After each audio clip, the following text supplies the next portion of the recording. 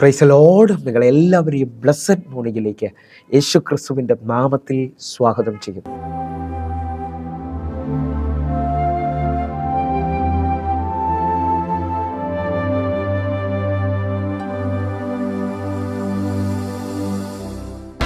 പ്രാർത്ഥിച്ചാൽ ഉത്തരമുണ്ട്, യാചിച്ചാൽ മറുപടിയുണ്ട്, മുട്ടിയാൽ തുറന്നിടും, ചോദിച്ചാൽ ലഭിച്ചിടും, അത് നിശ്ചയം. പ്രാർത്ഥിച്ചാൽ ഉത്തരമുണ്ട്, യാചിച്ചാൽ മറുപടിയുണ്ട്, മുട്ടിയാൽ തുറന്നിടും, ചോദിച്ചാൽ ലഭിച്ചിടും, അത് നിശ്ചയം. നിശ്ചയം നിശ്ചയം അത് നിശ്ചയം, വാക്കു പറഞ്ഞവൻ മാറുകില്ല. നിശ്ചയം നിശ്ചയം അത് നിശ്ചയം, വാഗ്ദത്തം തന്നവൻ അകലുകില്ല. പ്രാർത്ഥിച്ചാൽ ഉത്തരമുണ്ട്, യാചിച്ചാൽ മറുപടിയുണ്ട്, മുട്ടിയാൽ തുറന്നിടും, ചോദിച്ചാൽ ലഭിച്ചിടും, അത് നിശ്ചയം.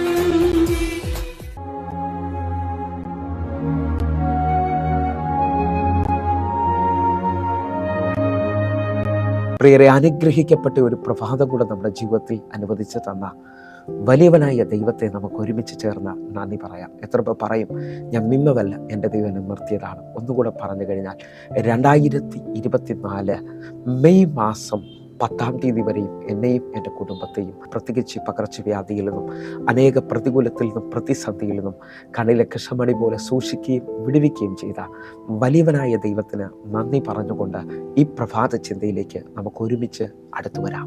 അടുത്തു വന്ന് നമ്മെ കരം പിടിച്ചെഴുന്നേൽപ്പിക്കുന്ന ദൈവം. പ്രിയരെ, പ്രാരംഭവാക്യത്തിലേക്ക് വിശുദ്ധ മാർക്കോസ് എഴുതിയ സുവിശേഷം 1-ാം അധ്യായം അതിൻ്റെ 30-31 വാക്യങ്ങൾ. അവിടെ ശീമോന്റെ അമ്മായിയമ്മ പനി പിടിച്ച് കിടന്നിരുന്നു. അവർ അവളെക്കുറിച്ച് അവനോട് പറഞ്ഞു. 31-ാമത്തെ വാക്യം. അവൻ അടുത്ത് ചെന്ന് അവളെ കൈക്ക് പിടിച്ച് എഴുന്നേൽപ്പിച്ചു. പനി അവളെ വിട്ടുമാറി. അവൾ അവരെ ശുശ്രൂഷിച്ചു. പ്രിയരെ, പ്രഭാതത്തിൽ ദൈവം നമ്മോട് ഇടപെട്ട അനുഗ്രഹിക്കപ്പെട്ട വചനത്തിനായി നമുക്ക് ഒരുമിച്ച് ചേർന്ന് ദൈവത്തിന് നന്ദി പറയാം. എൻ്റെ കൂടെ എത്ര പേർ ഈ പ്രഭാതത്തിൽ ദൈവത്തിന് നന്ദി പറയും? ഞാൻ നിങ്ങൾ വായിച്ചു കേട്ട വചനം എനിക്കും നിങ്ങൾക്ക് സുപരിചിതമാണ്. പത്രോസിന്റെ അമ്മായിയമ്മയെ, പനിയായി കിടക്കുന്ന ആ മകളെ എൻ്റെ കർത്താവ് അടുത്ത് ചെന്ന് കരം പിടിച്ചെഴുന്നേൽപ്പിക്കുന്ന ഭാഗമാണ് ഞാൻ നിങ്ങൾ കേട്ടത്. ഒന്നുകൂടെ അതിൻ്റെ ആഴം ശ്രദ്ധിക്കാമെങ്കിൽ, കർത്താവിനോട് അവളെക്കുറിച്ച് അവളുടെ അവസ്ഥ പറയുകയാണ്. വാസ്തവമായിട്ട് ഈ പ്രഭാതത്തിൽ എന്നെ കേൾക്കുന്നവരെ, നമ്മുടെ അവസ്ഥകൾ കർത്താവിനോട് പറഞ്ഞാൽ ആ അവസ്ഥയ്ക്ക് മാറ്റം തരുന്ന ഒരു ദൈവത്തെയാണ് ഞാനിതോടെ സേവിക്കുന്നത്. കർത്താവിനോട് അവർ വ്യക്തമായി പറഞ്ഞു, പനിയാണ്, അവൾ ചില ദിവസങ്ങളായി ദീനമായി കിടക്കുകയെന്ന് പറഞ്ഞപ്പോൾ കർത്താവ് അടുത്ത് ചെന്ന് അവളെ കൈക്ക് പിടിച്ച് എഴുന്നേൽപ്പിച്ചതാണ് ആ വചനം കാണുന്നത്. ഈ കാലഘട്ടത്തിൽ പനിയും പകർച്ചവ്യാധിയൊക്കെ നമ്മുടെ നടുവിൽ നിൽക്കുമ്പോൾ ലോകപ്രകാരം മനുഷ്യരാരും രോഗികളുടെ അടുക്കലേക്ക് പോകാൻ പറ്റാത്ത സമയത്ത് അല്ലെങ്കിൽ മടിക്കുന്ന സമയത്ത് എൻ്റെ കർത്താവിൻ്റെ പ്രത്യേകത, ഏത് രോഗത്തിൻ്റെ അനുഭവത്തിലും എൻ്റെ കർത്താവ് നിൻ്റെ അടുക്കൽ വരും.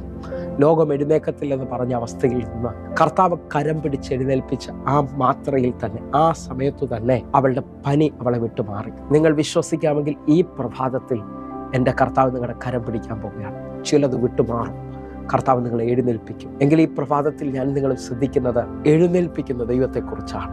ഹല്ലേലൂയ. ഏതെല്ലാം വിധത്തിലാണ് നാം എഴുന്നേൽക്കുന്നത്? ഒന്നുകൂടെ ശ്രദ്ധിച്ചാൽ, വർഷങ്ങളായ രോഗത്തിൽ കിടക്കുന്നവരുണ്ട്, നാളുകളായി എഴുന്നേൽക്കണമെന്ന് ആഗ്രഹിക്കുന്നവർ.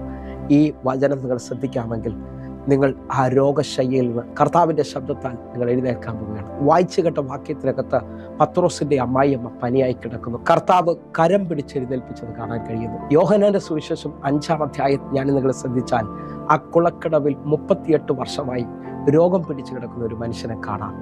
ആരും സഹായിക്കാനില്ലാത്തവൻ. എന്നാൽ എൻ്റെ കർത്താവ് വർഷങ്ങളുടെ പഴക്കം നോക്കാതെ അവനെ കർത്താവ് നേരിട്ട് വന്ന് എഴുന്നേൽപ്പിക്കുന്നത് കാണാൻ കഴിയും. വിശ്വസിക്കാമെങ്കിൽ ഇന്ന് കാലതാമസമോ വർഷങ്ങളുടെ പഴക്കമോ നോക്കാതെ എൻ്റെ കർത്താവ് നിങ്ങളെ എഴുന്നേൽപ്പിക്കാൻ പോവുകയാണ്. ഈ മാസം എഴുന്നേൽപ്പിൻ്റെ മാസമാണ്. കർത്താവ് നിശ്ചയമായി നിങ്ങളെ എഴുന്നേൽപ്പിക്കും. രോഗികളായി ഭാരപ്പെടുന്നവരെ ശ്രദ്ധിക്കുന്നുണ്ടെങ്കിൽ, യാക്കോബിൻ്റെ ലേഖനം 5-ാം അധ്യായം അതിൻ്റെ 15-ാമത്തെ വാക്യം പറയുന്നു, വിശ്വാസത്തോടുള്ള പ്രാർത്ഥന ദീനക്കാരനെ രക്ഷിക്കും, കർത്താവ് അവനെ എഴുന്നേൽപ്പിക്കും. വിശ്വസിക്കാൻ പറ്റുമെങ്കിൽ നിങ്ങൾ വിശ്വസിച്ചുകൊണ്ട് ഈ മിനിറ്റുകൾ പ്രാർത്ഥിക്കുക. എൻ്റെ കർത്താവ് ദീനക്കാരനെ രക്ഷിക്കുക മാത്രമല്ല, എൻ്റെ ദൈവം നിന്നെ എഴുന്നേൽപ്പിക്കാൻ പോവുകയാണ്. രോഗത്തിൽ നിന്ന് പൂർണ്ണമായും എഴുന്നേൽപ്പിക്കുന്ന ദൈവം. കർത്താവിൻ്റെ വലിയ വിശ്വസ്തതയ്ക്കായിട്ട് നമുക്ക് ഈ പ്രഭാതത്തിൽ നന്ദി പറയാം. രണ്ടാമത്തെ മേഖലയാണ് അല്ലെ, നാളുകളായിട്ട് ചിലവർ നിങ്ങൾ എഴുന്നേൽക്കാത്ത രീതിയിൽ ചിലവരെ വാക്കുകൾ നെഗറ്റീവായിട്ട് നിങ്ങളെ ഇരുത്തിയിട്ടുണ്ടാകാം, നിങ്ങളെ ഭയപ്പെടുത്തിയിട്ടുണ്ടാകാം. ബൈബിൾ ആഴമായി ശ്രദ്ധിക്കുന്നവർക്കറിയാം, മാർക്കോസിന്റെ സുവിശേഷം 10:47 തുടങ്ങിയുള്ള വാക്യങ്ങളിൽ തിമായിയുടെ മകനായ ബർത്തിമായി ഇതാ റോഡിന്റെ വക്കിലിരുന്ന് ദാവീദ് പുത്ര എന്നോട് കരുണ തോന്നണേ എന്ന് പറഞ്ഞ് നിലവിളിക്കുകയാണ്. നിലവിളിക്കുമ്പോൾ 48 വാക്യം, മിണ്ടാതിരിപ്പാൻ പലരും അവനെ ശാസിച്ചിട്ടും ദാവീദ് പുത്ര എന്നോട് കരുണ തോന്നണമേ എന്ന് അവൻ ഏറ്റവും അധികം നിലവിളിച്ചു പറഞ്ഞു. മിണ്ടാതിരിക്കാൻ പലരും അവനോട് പറയുകയാണ്. കാരണം അവന്റെ എഴുന്നേൽപ്പ് ആഗ്രഹിക്കാത്ത ഒരു കൂട്ടം ആൾക്കാർ അവന് വേണ്ടിയല്ല യേശു വന്നതെന്ന് പറയുന്നുണ്ട്. അപ്പോൾ മാനുഷിക ശബ്ദം നിങ്ങളെയും എന്നെയും ഇരുത്തുന്നതാണ്. ഒന്നുകൂടെ പറഞ്ഞു കഴിഞ്ഞാൽ മാനുഷിക ഭയം എന്നെയും നിങ്ങളെ നിരാശപ്പെടുത്തുന്നതാണ്. 1 രാജാക്കന്മാരുടെ പുസ്തകം 19-ാം അധ്യായത്തിൽ ഇസബേല് ഏലിയാവിനെ വെല്ലുവിളിക്കുന്നത് കാണാൻ കഴിയും. 1 രാജാക്കന്മാരുടെ പുസ്തകം 19-ാം അധ്യായം അതിന്റെ 2-ാമത്തെ വാക്യം, ഇസബേൽ ഏലിയാവിന്റെ അടുക്കൽ ഒരു ദൂതനെ അയച്ചു, നാളെ ഈ നേരത്ത് ഞാൻ നിന്റെ ജീവനെ അവരിൽ ഒരുത്തന്റെ ജീവനെ പോലെ ആക്കുന്നില്ല എങ്കിൽ ദേവന്മാർ എന്നോട് തക്കവണ്ണം അധികവും ചെയ്യട്ടെ എന്ന് പറയിച്ചു. നിങ്ങൾ ഈ വചനത്തെ ശ്രദ്ധിച്ചു നോക്കിയേ. ഏലിയാവിന്റെ അടുക്കലേക്ക് ഇസബേൽ ഒരു ദൂതനെ അയച്ചിട്ട് പറയാണ്, നാളെ ഈ നേരത്ത് അവരെ പോലെ നിന്റെ ജീവിതവും ഞാൻ ആക്കി തീർക്കും. 3-ാമത്തെ വാക്യം, അവൻ ഭയപ്പെട്ട് ജീവരക്ഷയ്ക്കായി പുറപ്പെടുന്നത് കാണാൻ കഴിയുന്നു. അവന്റെ ഉള്ളിൽ ഭയങ്കര ഭയം വന്നു, ജീവിതം മടുത്തു പോയതുപോലെ തോന്നി.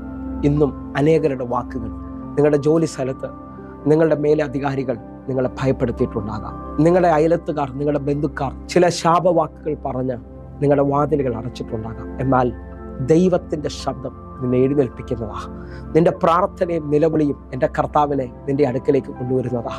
നിങ്ങൾ നോക്കെ, തിമായിയുടെ മകനായ ബർത്തിമായി യേശുവേ ദാവീദ് പുത്ര എന്നോട് കരുണ തോന്നണമെന്ന് പറഞ്ഞപ്പോൾ അനേകർ അവനോട് പറഞ്ഞു മിണ്ടാതിരിക്കാൻ. എന്നാൽ അവന്റെ നിലവിളി അധികമായപ്പോൾ, അവന്റെ നിലവിളിയുടെ ശബ്ദം ഉയർന്നപ്പോൾ യേശു കർത്താവ് നിന്നു, അവനെ വിളിക്കുവാൻ പറഞ്ഞു. വിശ്വസിക്കാമെങ്കിൽ ഈ പ്രഭാതത്തിൽ എൻ്റെ കർത്താവ് നിന്റെ വാക്കിനകത്ത് ഉത്തരം അരുളാൻ പോവുകയാണ്, നിന്നെ എഴുന്നേൽപ്പിക്കാൻ പോവുകയാണ്. 3-ാമത്തെ ഭാഗം ശ്രദ്ധിക്കാൻ പറ്റുമെങ്കിൽ ശ്രദ്ധിച്ചോ. നിങ്ങളുടെ കടബാധ്യതയിൽ നിന്ന്, നിങ്ങളുടെ താഴ്ചയിൽ നിന്ന് എൻ്റെ കർത്താവ് നിങ്ങളെ എഴുന്നേൽപ്പിക്കാൻ പോകും. 113-ാം സങ്കീർത്തനം അതിന്റെ 7-ാമത്തെ വാക്യം, അവൻ എളിയവനെ പൊടിയിൽ നിന്ന് എഴുന്നേൽപ്പിക്കുകയും ദരിദ്രനെ കുപ്പയിൽ നിന്ന് ഉയർത്തുകയും ചെയ്തു. വിശ്വസിക്കാമെങ്കിൽ ഈ പ്രഭാതത്തിൽ ഈ വാക്യത്തെ സ്വീകരിക്കുക. നാളുകളായി കടബാധ്യതയിൽ നിൽക്കുന്നവർ, സാമ്പത്തികമായി വഴി തുറക്കാത്തവർ ഈ പ്രഭാതത്തിൽ ഈ വാക്യത്തെ ഏറ്റെടുക്കണം. അവൻ എളിയവനെ പൊടിയിൽ നിന്ന് എഴുന്നേൽപ്പിക്കുകയും ദരിദ്രനെ കുപ്പയിൽ നിന്ന് ഉയർത്തുകയും ചെയ്യും. നിങ്ങൾ വിശ്വസിക്കാമെങ്കിൽ സ്ഥിതിക്ക് മാറ്റം വരുത്തുന്ന, സാമ്പത്തികമായി ഉയർച്ച തരുന്ന, അവസ്ഥകൾക്ക് മാറ്റം വരുത്തുന്ന ദൈവം ഇന്ന് നിങ്ങളെ എഴുന്നേൽപ്പിക്കാൻ പോകും. 4-ാമത്തെ ചിന്ത, അഭിഷേകം നിന്റെ മേളിൽ വന്നാൽ നീ എഴുന്നേറ്റിരിക്കും.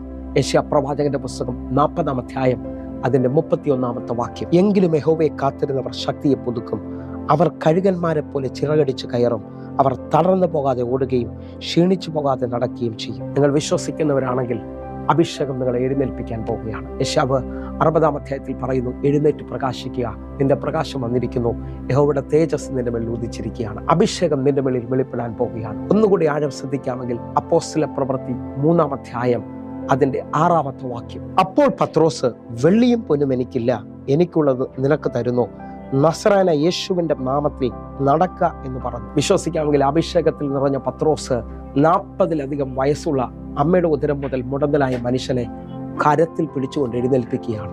ദൈവശബ്ദം, ദൈവിക അഭിഷേകം നിങ്ങളെ എഴുന്നേൽപ്പിക്കുന്നതാണ്. എത്ര പേർ എൻ്റെ കൂടെ ചേർന്ന് വിശ്വസിച്ചുകൊണ്ട് പറയും, ഈ പ്രഭാതം ഒരു എഴുന്നേൽപ്പിന്റെ പ്രഭാതമാണ്. കർത്താവെ, അടുത്തു വന്ന് ഞങ്ങൾ എഴുന്നേൽപ്പിക്കുന്നതിനായി സ്തോത്രം. അങ്ങയുടെ കരം വെളിപ്പെടുന്നതിനായി ഞങ്ങൾ കണ്ണുകൊണ്ട് അടയ്ക്കാം, പ്രാർത്ഥിക്കാം. ഞങ്ങളെ സ്നേഹിക്കുന്ന ഞങ്ങളുടെ നല്ല കർത്താവെ, പൂർണ്ണ ഹൃദയത്തോടെ ഞങ്ങൾ ഒരുമിച്ച് ചേർന്ന് പ്രാർത്ഥിക്കുന്നു. എഴുന്നേൽക്കാൻ ആഗ്രഹിക്കുന്നവർ മുഴുവൻ എഴുന്നേൽക്കട്ടെ അപ്പ. അങ്ങയുടെ കരം വെളിപ്പെടട്ടെ, അത്ഭുതം സംഭവിക്കട്ടെ. യേശുവിൻ്റെ നാമത്തിൽ ഞാൻ ഈ മക്കൾക്ക് വേണ്ടി പ്രാർത്ഥിക്കുന്നു. ഒരു വലിയ എഴുന്നേൽപ്പിന്റെ ശക്തി ഇവരുടെ മേളിൽ വ്യാപരിക്കട്ടെ.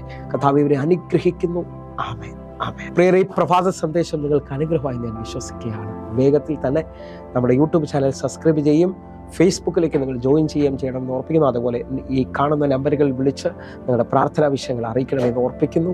കർത്താവ് നിങ്ങളെ കൂടുതൽ അനുഗ്രഹിക്കട്ടെ. അതേപോലെ ഒരു ഗുഡ് ന്യൂസ്, എല്ലാ ദിവസവും ഇന്ത്യൻ സമയം വൈകിട്ട് 6 മണിക്ക് നമുക്ക് സൂമിൽ ആരാധന നടക്കുന്നു. നിങ്ങളുടെ പ്രാർത്ഥന വിഷയങ്ങൾ നേരിട്ട് പറയാൻ കഴിയും. അതേപോലെ ആരാധനയും വചനധ്യാനവും ഉണ്ട്. നിങ്ങളെ ഞാൻ ക്ഷണിക്കുകയാണ്. ആയിരങ്ങൾക്ക് അത് വിടുതലായിട്ടുണ്ട്. നിങ്ങൾ കടന്നു വരണമേ. കർത്താവ് നിങ്ങളെ അധികത്തിൽ മാനിക്കട്ടെ. God bless you. ആമേൻ.